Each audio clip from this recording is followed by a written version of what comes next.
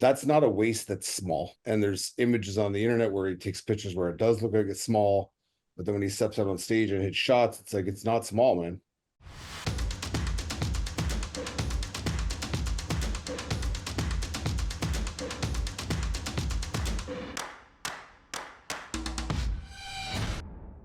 What's up guys and welcome. You are watching Fazi Fitness. So let's start this video with JohnJewett, who is now a little more than 8 weeks out of his next show, which is gonna be Van Pro. So the most significant changes that he has made in his physique in the last 2 weeks or so are how his waistline and his midsection is coming in real nicely now, especially when he hits the shot, especially when he is in the pose. So John is one of those guys who is a master of peaking, and not just for the 212 class, even for the open bodybuilding as well. Even last year when he was making his open bodybuilding debut, I said the same thing, that his conditioning is gonna be second to none.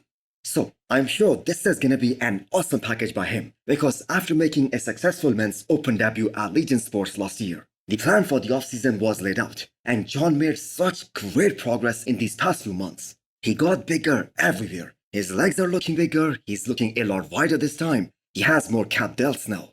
And to top it all off, his conditioning this time at the peak of his offseason, that was so much better than last year. And now that he is in the prep phase, now that he is dieting down, we can see that his midsection, his waistline has stayed exactly the same. And this is exactly how you execute an off-season phase. You make sure that your waistline does not grow, and you enhance your V-taper. So right now he is still close to 240 pounds at 8 weeks out, and which looks to be a great condition as well. Which by the way really goes to show us that his decision of switching to men's open bodybuilding from the 212 class, that was such a right move. So his 212 days are definitely part of history now, no matter how he places at Van Pro. And I believe he will do very well, just like the way he did at Legion Sports last year, where he took down plenty of mass monsters, like Justin Rodriguez, Max Charles, William Martins, and even his battle with Charles Griffin.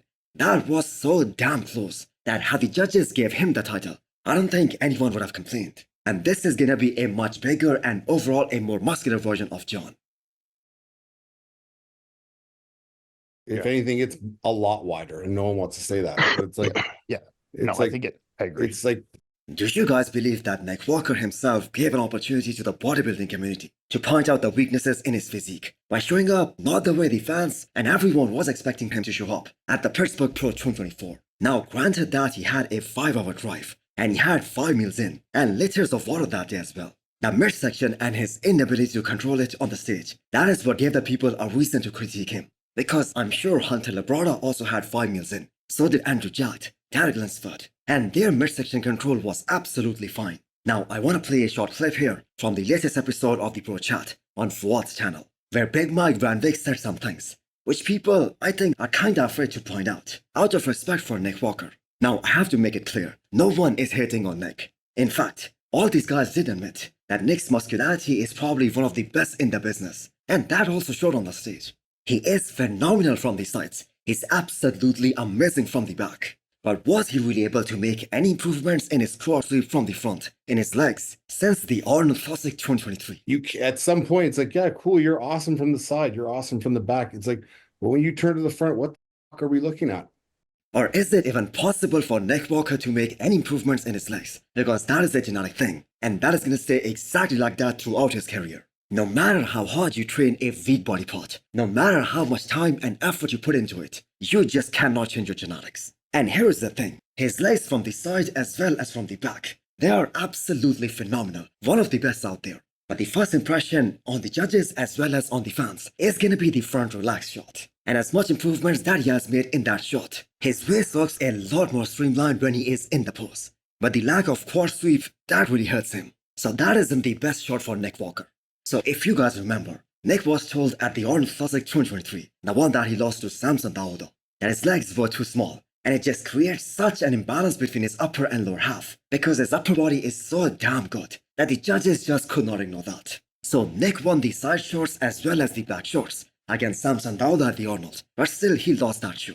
So again, my personal opinion is that Nick Walker is gonna win this show for the second time in his career, and quite comfortably, considering the caliber of athlete that he is. This isn't a big deal for him, especially if we talk about his claims here, that he's gonna be the one challenging Derek Lunsford and Hadi Choopan, and he's gonna be crowned Mr. Olympia this year.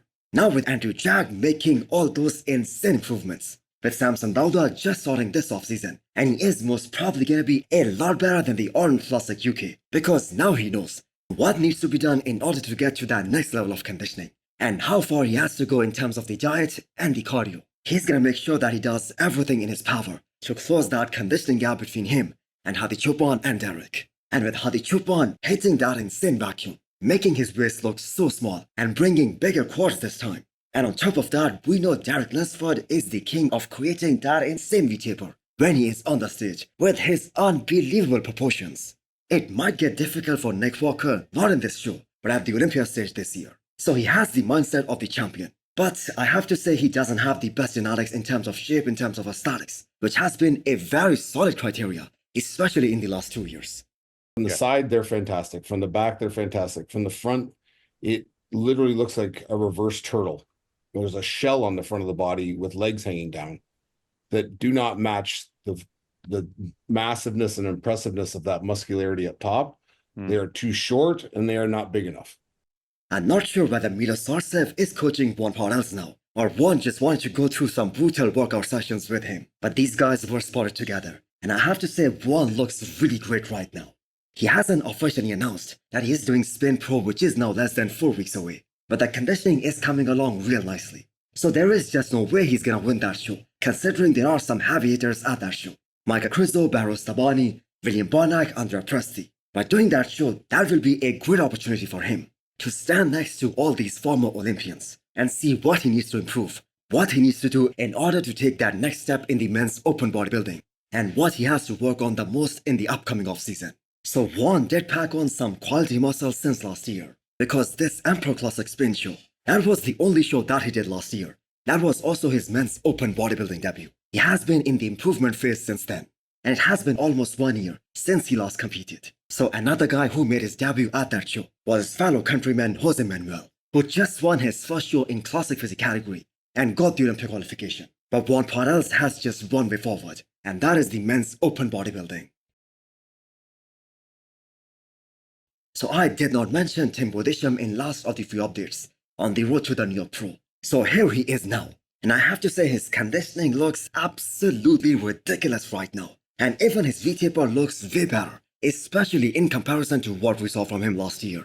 But still, I have to say that the physiques that we have here at the New York Pro, they are absolutely wild, and it looks really impossible for Tim to place even in the top 4, regardless of how great he looks, regardless of how great of a conditioning he brings to the stage. The guys ahead of him, they just have better V-taper, they have better shape, they have better symmetries, and this is gonna cost him a lot on the stage. So we still expect to see Tim Bodisham at his personal best at the New York Pro, and he can plan his future accordingly. And I really hope that he goes for Korea Pro instead of Cali Pro, which are the shows happening the very next weekend after the New York Pro, because his chances of winning Korea Pro, that are way higher. So since we are talking about the New York Pro, if you guys have followed the Menace podcast, then you must know why Tony Burton tagged all 3 members of that podcast, Dennis James, Milos Sarcev, and Chris Cormier, in his recent update video. Because those guys were debating this topic for a while, that why there are no feather cords in the modern bodybuilding. And that is exactly what Tony Burton is showcasing here. And this recent update is really a proof that his coach has pulled him real hard for this one. Because one criticism that Tonio received after his last show, which was the Arnold Classic South America, was that he could have had more separation in his quads. He could have had more detail. And if that was the case, maybe he would have won that show. So we are about to see Tony Burton, the reigning New York Pro champion, in possibly the best conditioning of his career at the New York Pro stage in just 2 days' time. So hit the thumbs up button if you liked the video, and smash the subscribe button if you wanna come back for more. Thanks for watching.